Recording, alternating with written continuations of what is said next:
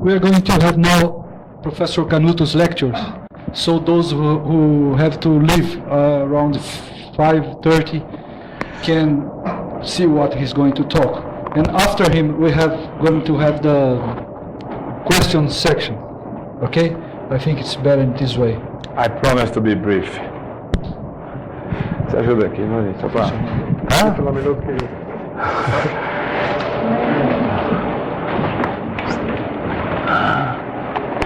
Como é que eu vou aqui, olha? Tá no pendrive.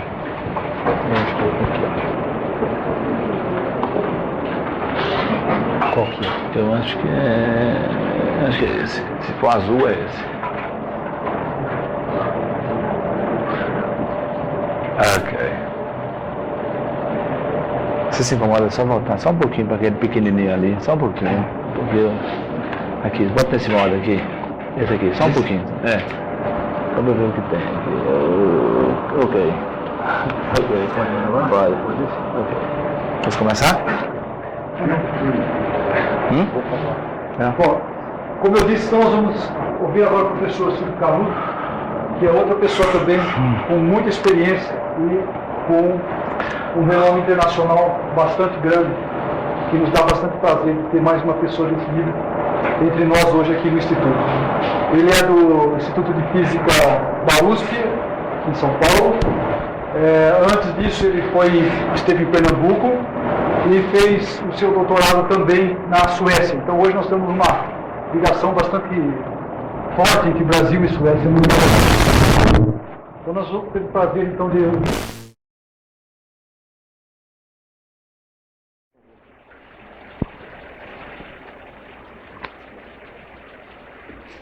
Aqui, não vai não?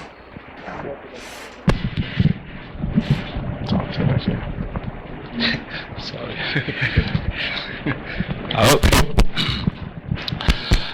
Well, I'd like to start saying that I'm very happy to be here today, indeed.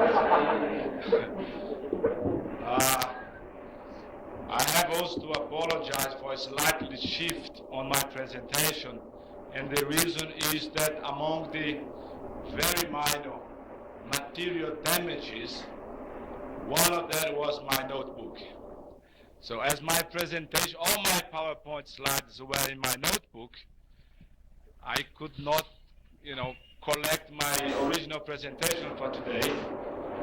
But then I remembered that I had a pen drive, so I had this presentation, so I ask you to understand this not as a part of the original presentation, but as a token of willingness to be here today.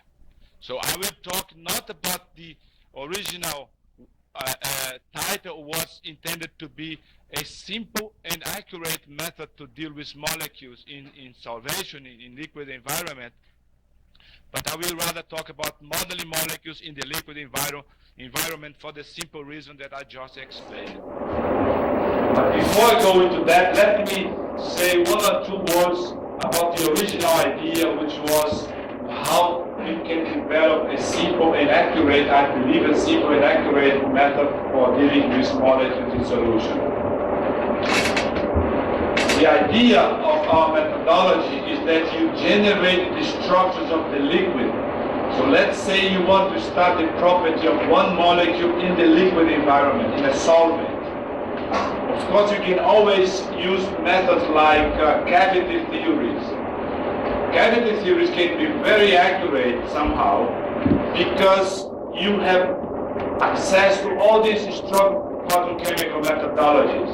When you put a molecule in a cavity, the number of electrons increase by 0. So you still have the same molecule, but just in a cavity. And then of course you can use all these accurate methods like coupled cluster, CF, and so on. But then you have a serious drawback, in my opinion, is that when you put a molecule in a liquid is not a dielectric constant. A liquid is indeed statistical. So you have all kinds of intermolecular interaction between a molecule and the solvent. You have electrostatic interaction, you have dispersion interaction, you have polarization and so on. So let's say you have a molecule which has no dipole moment. So if the molecule has no dipole moment and it interacts with the solvent, which is also non-polar, the interaction is basically described by dispersion, which means that you need correlation to describe that, which means also that you need the explicit solvent molecules. So our idea is to include the explicit solvent molecules using Monte Carlo methodology. And of course you can always do molecular dynamics. And I do admit that molecular dynamics is more complete than Monte Carlo. Because in molecular dynamics you have time sequencing. So you can calculate other properties like diffusion and so on. On the other hand, if the only thing you want is the structure of the liquid, from my point of view, there is no point in doing costly molecular dynamics for generating things that you basically don't need. So if you refrain yourself from going to the complete treatment, including time sequencing, in my opinion, Monte Carlo is a very useful methodology. So our idea is to use Monte Carlo to generate the structures of the liquid. Now, once you have the structure of the liquid, then you do quantum chemistry. So the idea then is that you do quantum chemistry in the reference molecule and the solvent involved. And then you have the statistics, you have statistical convergence and so on. So let's say you are able to include as many molecules as necessary to converge the property that you are interested in. So maybe it's not possible for you to do a calculation with 100 water molecules solvent, but if you could do that and include enough water molecules, you may approach convergence. Number one. Number two is if you can have statistical convergence, so you can also be sure on the side on the sense that you have a good statistical description. Number two.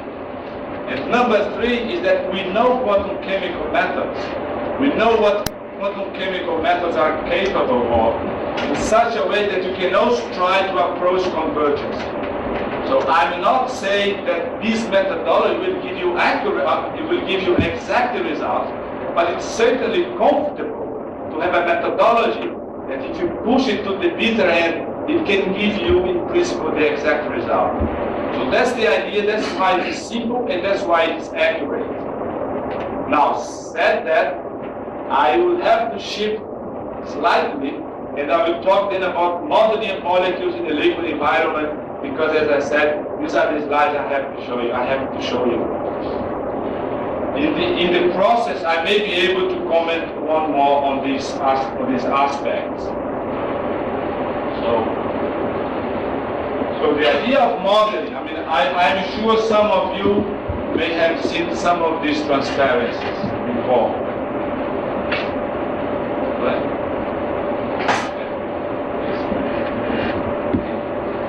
Okay.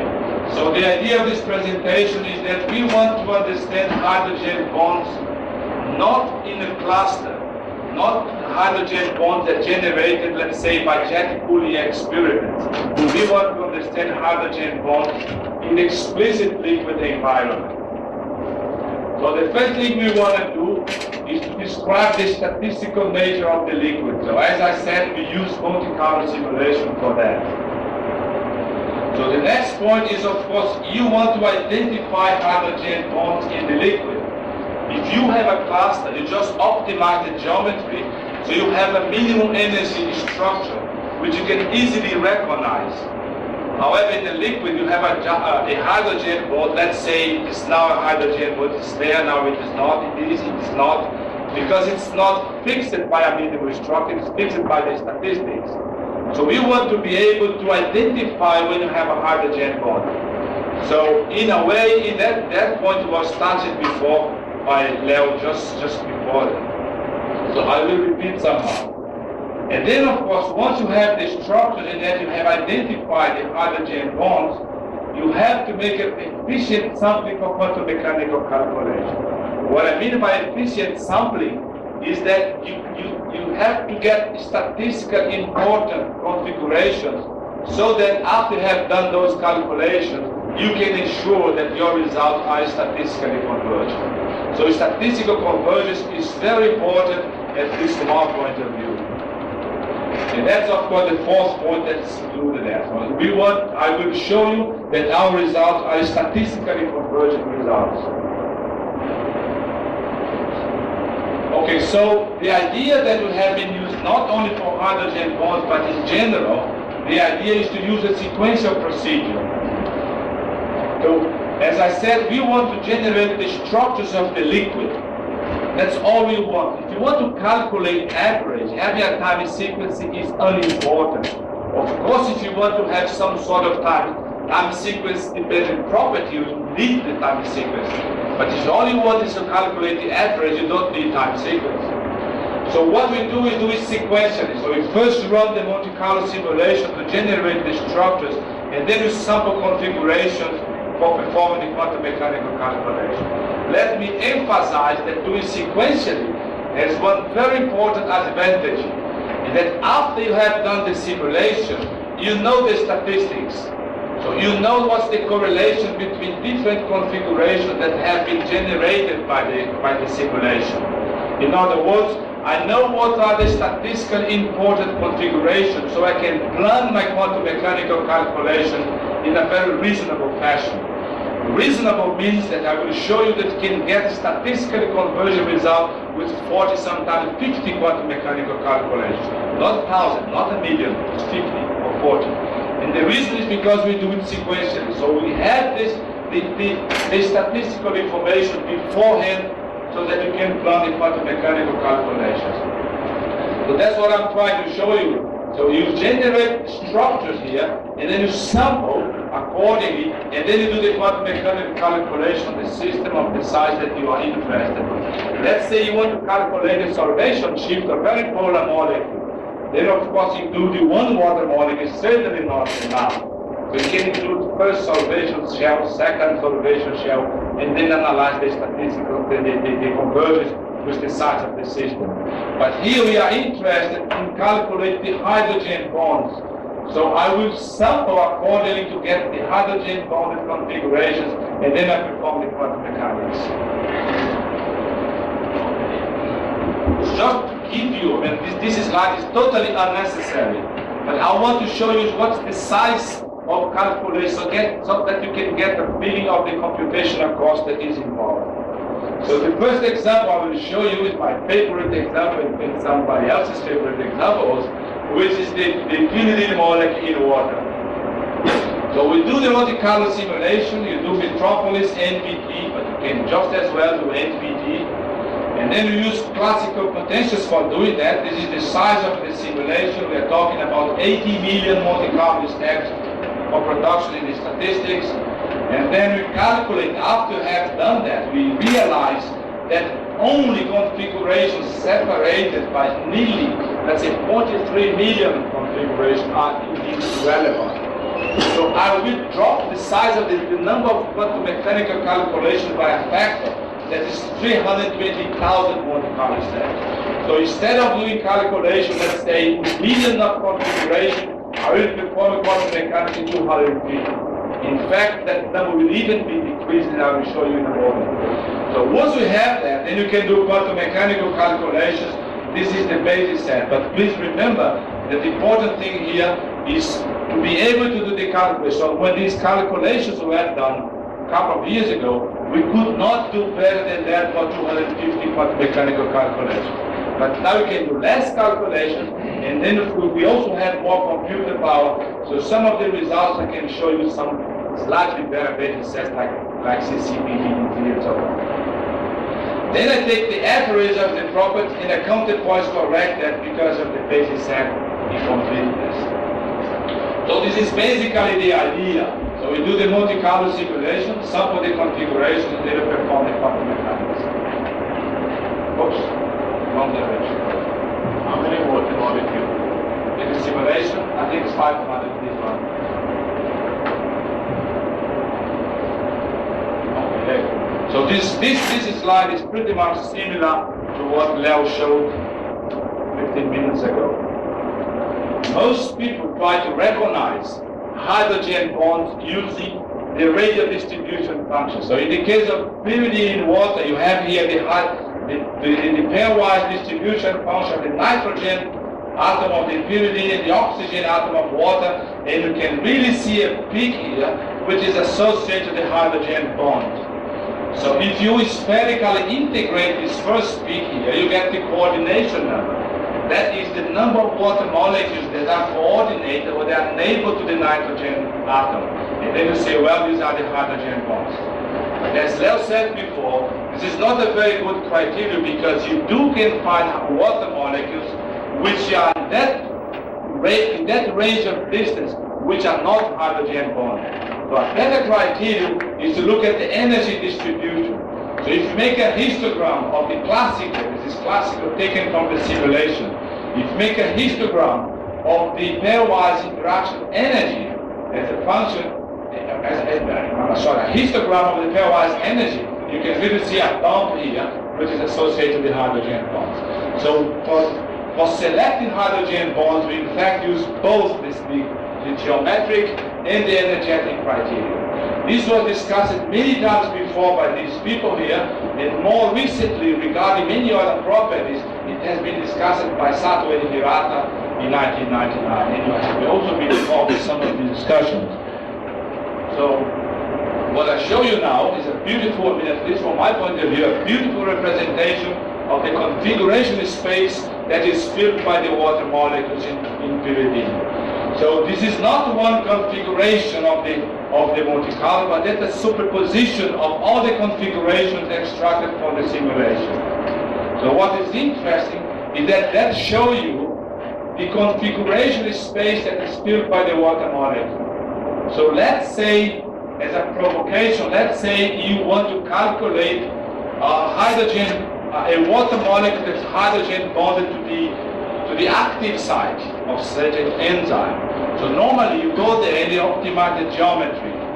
Or if you want to think on docking properties, you will consider that the water molecule is normally placed in the position right here.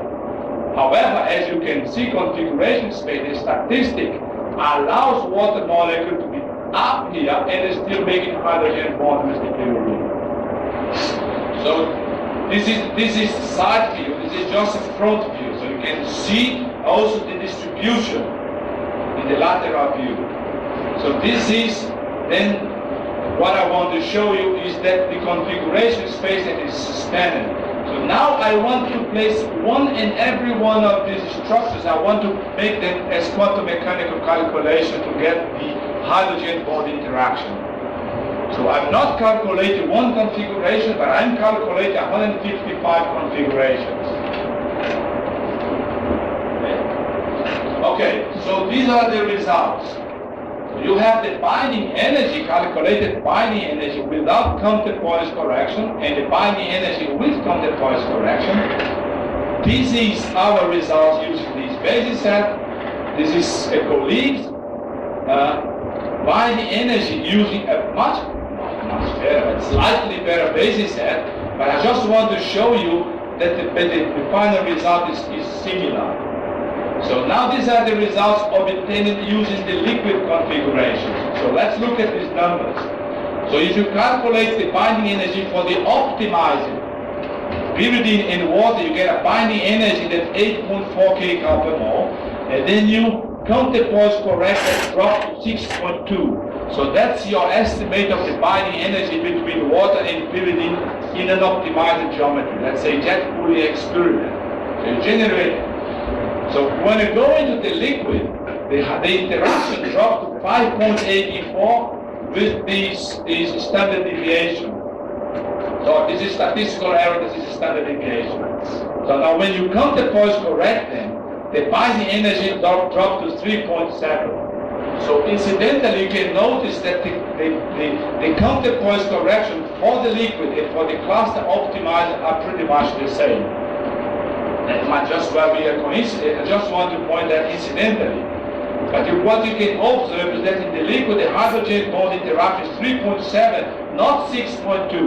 So if you want to estimate the hydrogen bond interaction between water and pyridine, and you do a cluster optimized, you get 6.2. If you do the statistics, as you can see, the binding energy or the interaction energy is 3.7 kcal per mole. So it's basically 2/3 of the optimized structure. So to give you an idea of the statistics that is involved, I'm showing you here every of the 155 configurations that have been used. So the results that we have is an average of all these snapshots here. So of course, as you can see, the optimized structure gives you a binding energy of 6 point something. So all the others are of course unoptimized, so they have a less binding energy. And secondly, you can see that some configurations can be on the average, but most of the configurations are far from the average. So it's only the average that can represent a statistical situation. So now you drop to 3.7 kcal per mole. The next transparency is just to show you that we do have a statistical convergency. So using these, again, 155, just to give you a number, what I'm showing you here is the convergency of the binding energy as a function of the number of configurations that have been used to calculate the average. So let's say you decide to do 40 quantum mechanical calculations, that's not very good, it's still not convergent. But after 155, you can see the results have been convergent. So I can assure you that the results are statistically convergent. So this is just a summary. So there's nothing here that's not been said before. But I want to call your attention to the fact that the nitrogen-oxygen distance in the cluster optimized is 2.95. Whereas if you look in the liquid destructive average is 2.94. So the decrease of the binding energy is not because you increase in the distance, it's just because you have all these configurations to take the average. It's a natural decrease because you're not in the minimum energy configuration. So the statistical tells you then that in this particular case the binding energy decreases to 60% of the cluster optimized. Okay, let's go now to the second example, and that's my last example, which is of course guanine cytosine. Triple hydrogen bond. We want to put this in water and see what's the interaction of energy between guanine and cytosine. Gas phase result is well known to be around 24 kcal per mole, and some experimental results with heat of vaporization gives you close to 22 kcal per mole. So first thing you can notice here is why we're doing guanine cytosine and we don't do the AT pair, which is simpler because it's only two hydrogen bonds. So let me emphasize here that if you do the isolated pair, not with the phosphate, nothing, just the isolated pair, if you put this in water, if you put AT in water, it breaks, it stacks. So the hydrogen bond breaks and in fact it stacks. So it's not stable in water. So let's say you want to calculate the absorption spectrum of the AT in water. You will note that there are no experimental results for that, and the reason is that AT is not stable in the water. You can do for GC, but you should not do for AT. So in the case of AT, it has been discussed by many people before us, and we also just discovered the same situation. So it breaks and stacks. But now we want to look then at the guanine cytosine, not the AT, the one that's stable.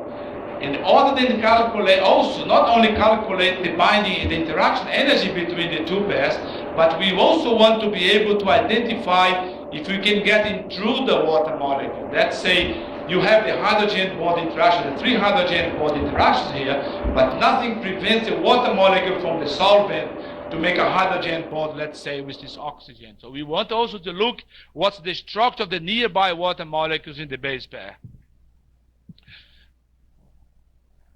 Okay, again, this is a configuration space that you can see. This is the configurations obtained from the simulation. This is normally not very good if you look at this. So to have a better view, what we do is we stop one of them and get the distribution as a function, in this reference. So this is the configuration that you spend, by the second molecule seen by the first one, vice versa. So if you do a binding energy using cluster optimized. That is again the two water molecules optimizing calculate the binding energy. So you get 25 kcal/mol, as I said. Normally it's 24, 25. Now I have the gas. When I say the gas, it means that I have this thermal motion, thermal in the sense of the configuration, but it still do not have the water molecule. So the binding energy drops to 22.8, which is not a very large drop, but when you put in the water, it decreases to 17 kcal/mol. So the binding energy decreased to 25 to 17, again, a number that's close to 2/3. If you include the outermost water molecules, now you have to recognize that's a large system. So now you have GC plus 345 water molecules, which, if I remember correctly, is second solvation cell. But in this case, we do not include explicitly the water molecules, just treat the water as point charge, so that you get electrostatic, but nothing else. But anyway, it increases from 17.2 to 17.3. So if you consider just the electrostatic contribution, it seems that most of the decrease of the GC pair comes from the distribution of configurations rather than the explicit interaction with the water molecule. So now I want to show you this what I mentioned, which is the nearby water molecules. So what I have here is a histogram of the number of hydrogen bonds, total number of hydrogen bonds between water and GC. So you have configurations making one hydrogen bond with the GC pair. I will show you which one are those. And you can also have 9 hydrogen, statistically irrelevant, but still 9 hydrogen bonds. You can have 8, you can have 7. Most of the configurations, so let's say you consider 4 and 5, so more than 50% of the configurations make between 4 and 5 hydrogen bonds. So the water molecule sticks to the GC pair with 4 hydrogen bonds. This hydrogen bond, this is one of the configurations extracted from the simulation. This number that I'm showing you here is represented here, it's 4.7, that's the average. But where are the favorite sites? So if you consider oxygen 10 of guanine, this is oxygen 10, you can have on the average 1.5 hydrogen bonds. If you consider any 11, which I believe is this one here, you have statistically relevant, but anyway, 0.1 hydrogen bonds. So you can make a detailed analysis of the water molecules and how they stick to the GC pair. So now I'm coming to the conclusion, and one of the conclusions is that the binding energy of the guanine cytosine is reduced to 70% compared to the cluster optimized. The total reduction that we have seen is 7. I'm not fighting for the number. 7.7. I would be equally happy if it was 7.5 or 8 or whatever. But as I have 7.5, I just want to show you that out of those 7.7 kcal/mol, 2.2 come from the thermal. There's no water molecules, and 5.5 coming from the water molecules. And I have to mention that this is a calculation done by Valdemir, the team in the back, with something in the nose. Now, some other of our examples, you have urea somewhere over here, you have formaldehyde, you have carboxylic acid, and so on. It is difficult to make a direct connection between the hydrogen bond in the liquid and in the cluster optimizing. One of the difficulties, if you consider some of these configurations, some of those do not survive in the liquid. So you can have hydrogen bonds in the cluster situation which do not survive in the liquid. One of the classical examples is, let's say, if you have the water molecule on the pi ring of the benzene, so this pi hydrogen bond, they do not appear very often in the liquid. So the plot I want to show you is I'm not strongly suggesting these results. I just want to give you a rule of thumb. Let's say if you do a calculation and you want to have an idea how this number will be in the liquid. So that's what I'm doing here. So I'm suggesting from this plot, which is, by the way, not very convincing, so let me go to the next one. So I want to give you as a rule of thumb that cluster optimized the liquid configuration, the hydrogen bond in the liquid give you 3/4 of the cluster optimized results. All these results that I have showed you are for fixed temperature. They're all room temperature. Nothing prevents you from doing other temperature. In fact, we are doing these, but apparently the difference is not very high. So the other thing I didn't have a chance to show you, but I want to comment, is that the dipole moment affects solvation. One example, let's say you consider the solvation shift from the first absorption spectrum, first absorption transition of formaldehyde in water. Formaldehyde, is not very good in water. Let's say acetone in water. So the solvation shift is estimated as around 2,000 wave numbers. But when you do the calculation, you see that water molecules that are very far from the acetone, let's say 8 angstrom, 9 angstrom far from the acetone, are still contributing to the solvation shift. And our way of reasoning this is that when you have a polar molecule like formaldehyde, you do expect that it will polarize the outer solvation shell. But this effect gets enhanced by the fact that the water molecule, when it sticks to the formaldehyde, so the zero solvation shell, so to say, is not only formaldehyde, but formaldehyde plus water, which is the average number of hydrogen bonds, and the dipole moment is increased. That's one. The other thing is that's connected to what I said before, that if you do it sequentially, you can organize your quantum mechanical calculation to get statistical convergence. So now I want to finish saying a very presumptuous word, which is that in principle, the idea is that whatever you can do in isolated molecule, you should be able to do using a sequential procedure, so you could also do in a solvent. So I think I only have one transparency, and that is the photo of the group, including